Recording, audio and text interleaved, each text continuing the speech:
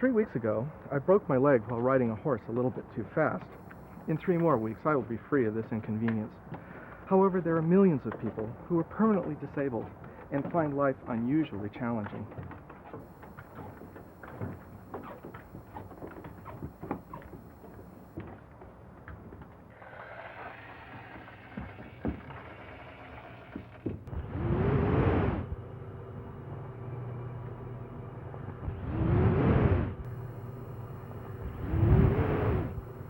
That guy has moved from being temporarily able-bodied to being a true cripple.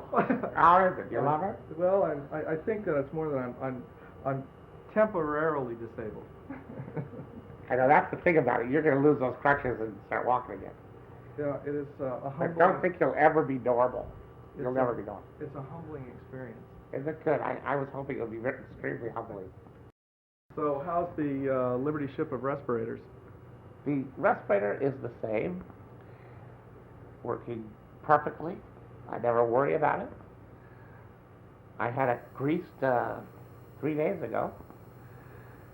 It's getting a little bit noisy from the belt. We changed the belt. But aside from that, it's a great machine. I call it my womb with a view. Ooh, very good. Because I'm always warm and cozy and it feels good to get back in the respirator. It always feels good to get back in. It's amazing that it was designed over 60 years ago. I guess the first design came out in 1929 out of Harvard.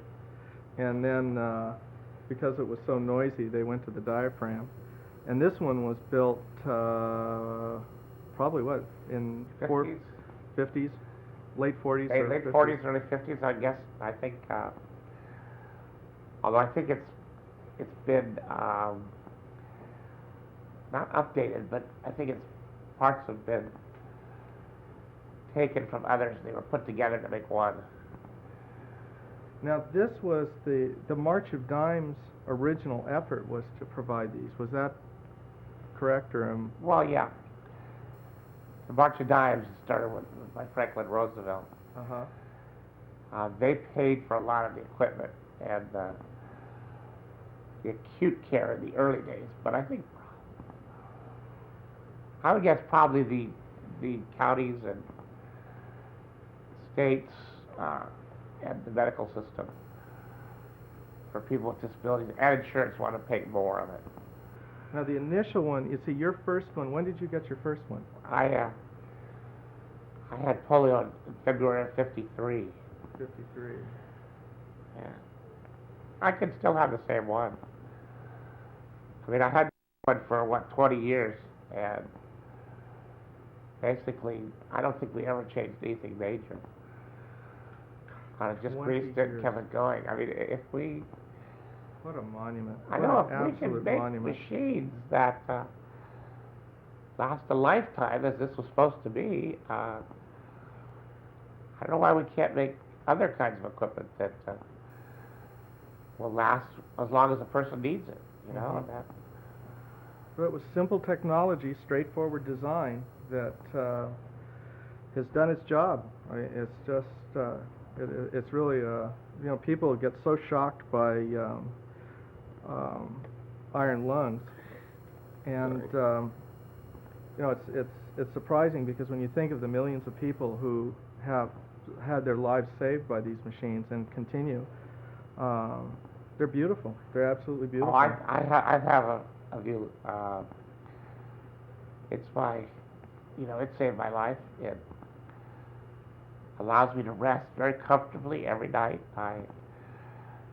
When I'm up and with the other respirator and I have to hold it in my mouth, it's a little bit less comfortable. But it's still, and it's much less durable. The portable respirators I use go out every 3 months at least. Mm-hmm. Go out every 3 months? Yes, oh yes, and they cost a fortune. They probably cost almost as much as these do, and yet they're not durable at all. Mm-hmm. So if I go international, I have to take 3 of them with me.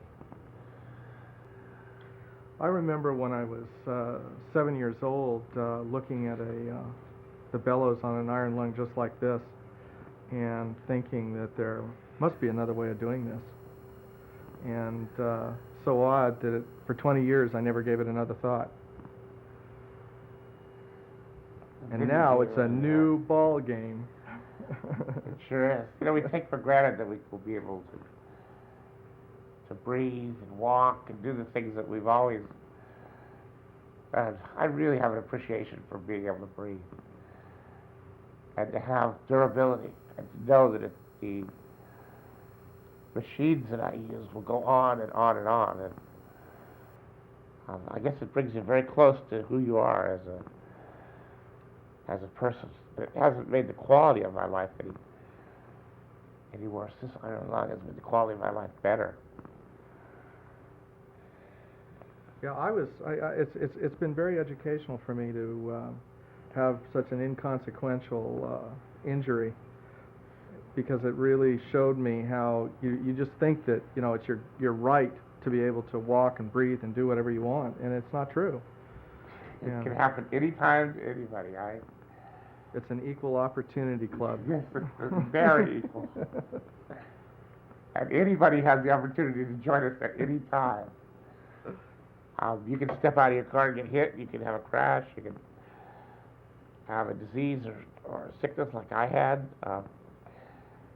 And the thing that's great is it doesn't have to make you weak. And people should never patronize us or think that we're unable to do something because we have a disability. Those were the old days. The new days are new kinds of technology, making our lives a lot more free. We make more choices for ourselves, and that we can be in charge of our own lives now. Well, would you like to go see what new technology is developing to allow you to do that? I'm really looking forward to it, the next step. Let's go. All right. Is 113?